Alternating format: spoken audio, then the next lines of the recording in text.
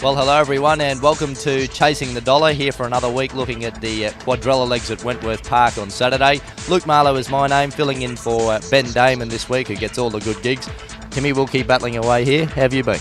Really well, Luke, and looking forward to the weekend's racing. We've got the semi-finals of the Group 1 National Derby for Futurity at the Gardens on Friday afternoon, and the big Group 1 double at Cannington on Saturday night. Group 1 Perth Cup and Galaxy, they're two cracking races, and of course a really strong meeting here at Wentworth Park. Yeah, it looks a good meeting here. Just on the Perth Cup, Timmy, any early thoughts there? Glenn Gallen was scary last week in his heat win. Yeah, he went enormous, and he loves Cannington, and he's drawn where he wants to be. He's come up with the 2 alley. He's going to get every chance, and I'd love to see him win a really big Group 1 with all the best dogs in the country on Saturday night. Tony Brett, he's a champion trainer. He'll have him right on song on Saturday night for the Perth Cup. And obviously Miata as well. If she wins the Galaxy, she'll be the highest stake earner in history, eclipsing high earner. So we'll move into it here at Wentworth Park on Saturday. First leg of the quaddie is race number 5, Timmy. Really keen on number 8, Little Ed. He is a brilliant beginner. He's got high speed, and he's going to get the greatest run down the outside you've ever seen, because he's got number 7, Our Money Box, drawn on his immediate inside.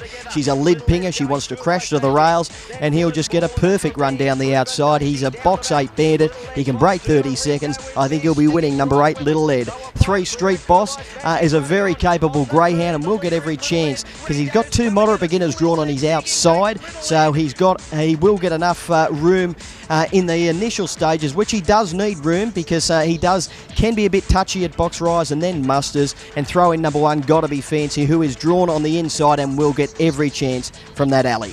Yeah, okay, Timmy, we move now to race number 6, and inside boxes certainly look the main chances. Oh, the inside trio will dominate. I've ended up settling on Unequivocally. He returned to his brilliant best last week, leading virtually all of the way.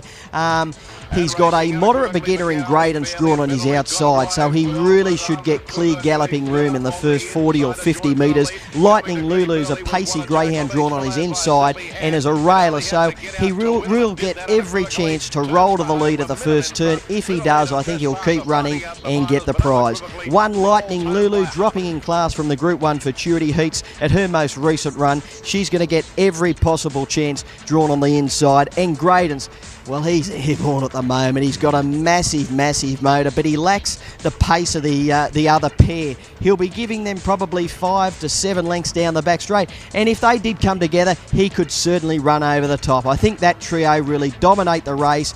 Play that trio in all of your quaddies and big sixes, but I'm keen on Unequivocally. We move now to race number 7. This is the free-for-all. Really good field here. You've got Magic Fancy box 2. He's certainly been a revelation in recent months. He's been a terrific dog for Wal Ludica. And Cadence, Timmy, she's probably arguably in career best form at the moment. I don't know about arguably. She is. Yeah. She is just nailing the jump here at Wentworth Park. A really good run last week when she was contesting the lead. She got caught between runners. Magic Fancy, as you said, he's going enormous. He's a promising pup on the rise. I've got to go with Cadence, particularly now she's got a vacant box on her outside with the scratching. As I said, she's been nailing the jump.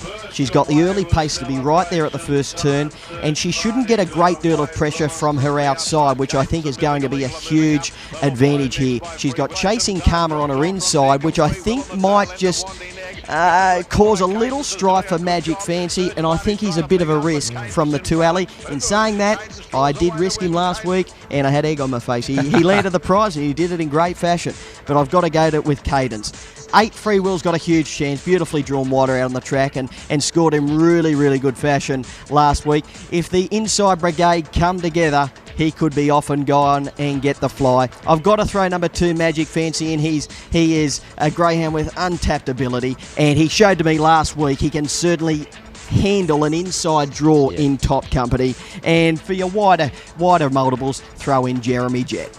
We move now to the last leg of the quaddie at Wentworth Park on Saturday, race number 8. Bellringer's been flying lately, Timmy. He's got the 1 boxes. Is that entirely in his favour in this race? I don't think it is, Luke. I think he's better drawn wider on the track. He's been a really good dog to me. I found him really early on at Nowra, actually, and then at Bulleye. It would have been hard to beat at Nowra back in the day. Well, he actually got beat his first couple of runs, but they were really good. But he's got high speed when he gets into stride, but he does take a little while to get mobile. and I prefer him wider out, and he did it well from box 6 last week. For that reason, I'm going to tip Amalfi Rose. She is going airborne. She's flying. She debuted at the track last week. She's normally a good beginner.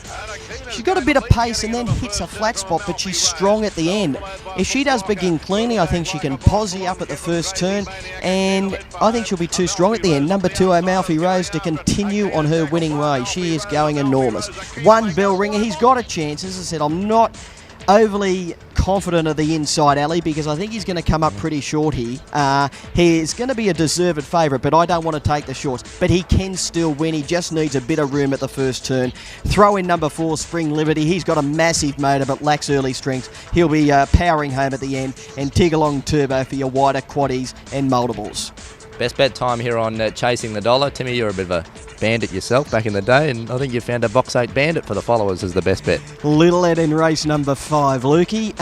Our money box, I think, will make the race for him by beginning crashing to the inside, and Little Ed will just sail right down the outside, go to the lead and keep rolling along. Yeah, and what about something a little bit of value, Timmy? In the third race, I thought number 4, Lord Rain, had a really, really good chance. Comes back to town after winning at the Gardens last time out. The race book says very slow time, but it was a much better run than the time shows because it was on a slow track, and I think he can come back to town and get the money again. Okay, Timmy, that's the best bet and the best value for Wendy on Saturday. Now we've got the semis of the Futurity on Friday. Shaker was in one of the semis, but she's now going to the Temley. Do you have any thoughts on those, Timmy? I was wishing Shaker was still in the race because I wanted to back Little Miss Sparkle. She's one of my favourites. She's only a lightly raced greyhound, but she was brilliant leading all of the way in a heat a couple of weeks ago. She's got incredible early pace. I think she ran around 480 odd leading to the first section, leading all the way at a most recent run. If she does begin, she's unleadable. I think she'll get the money. Little Miss Sparkle, I think she's into about even money now with her scratching a Shaker, and I think Alan Makoto can win the opening semi-final of the Derby. Thanks for that, Timmy. We'll have a little dabble on those, I think. But that's all from Chasing the Dollar this week. Until next time.